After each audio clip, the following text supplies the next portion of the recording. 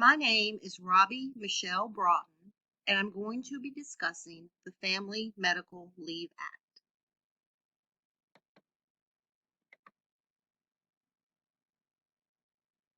The Family Medical Leave Act, also known as FMLA, of 1993 was passed by the 103rd United States Congress on February 4, 1993.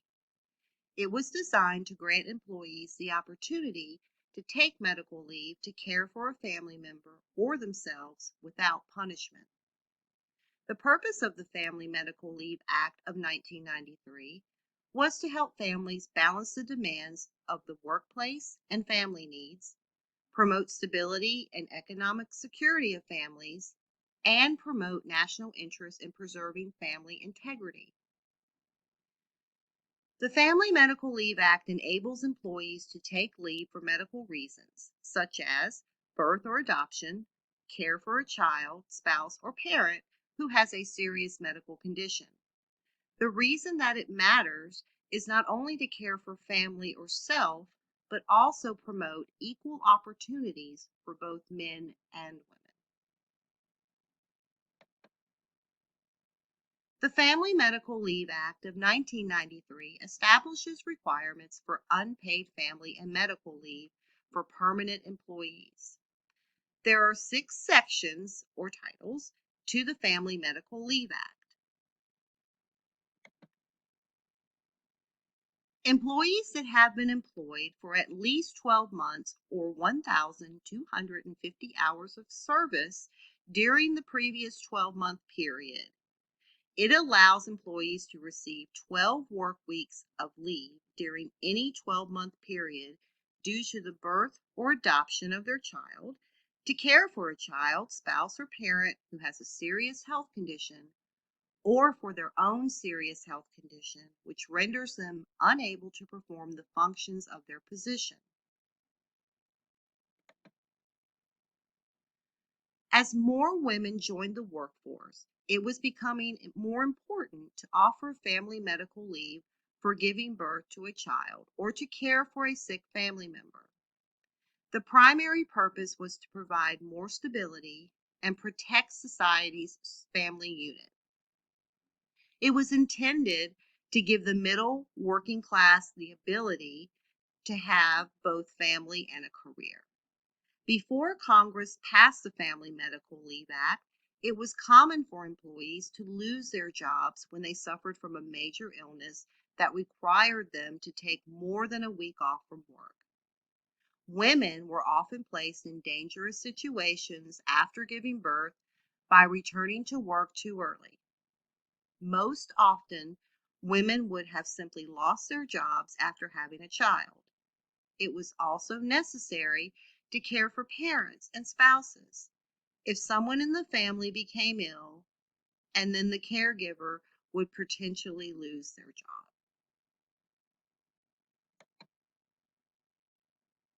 The Family Medical Leave Act allows both men and women to receive medical leave for paternal and maternal leave at the birth of a child and or adoption. It also allows both genders to receive medical leave to care for their child, spouse, or parent without punishment of losing their employment. In the beginning, the policy was intended to provide stability to the family unit with the belief that eventually employees would be able to get wage reimbursement included in the act. The biggest issue that lawmakers and advocates for the Family Medical Leave Act argued was the need to change the quote unpaid aspect with wage reimbursement. Most working middle class families cannot afford to miss one paycheck, much less 12 weeks of unpaid leave. There are other limitations that can unfairly impact the employee. Such employees who work for companies less than 50 employees, as they are not eligible under the Family Medical Leave Act. It does not address how the definition of quote family is too limited. It seems that they should have included grandparents and siblings at the least. It is understandable the initial purpose for Family Medical Leave Act was to bring stability to the family unit. It does not take into consideration that many people are raised by other family members or the changes in diversity in today's society.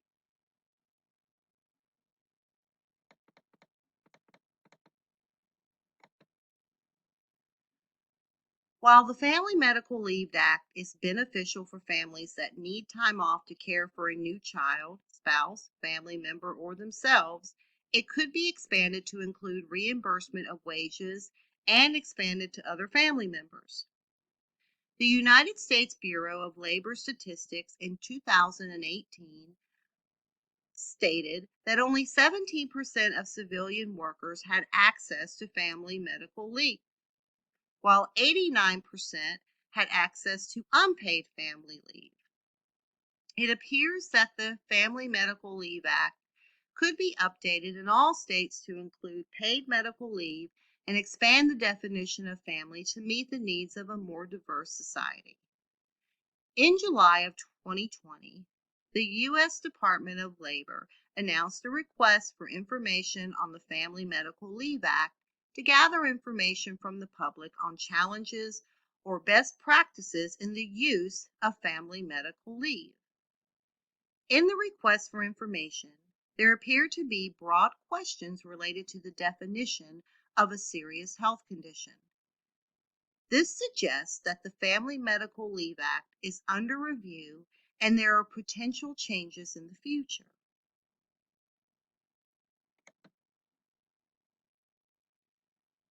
Though there are a handful of states that have made some progressive legislation regarding the Family Medical Leave Act, there is a need to expound on expanding wage reimbursement, broaden the definitions of family and serious health conditions.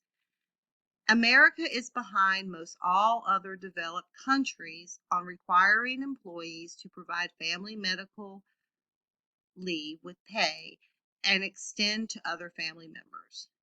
It could absolutely be argued that there should be legislation to expand the Family Medical Leave Act to paid leave, expand the definition of the family unit, and more flexibility on serious health conditions.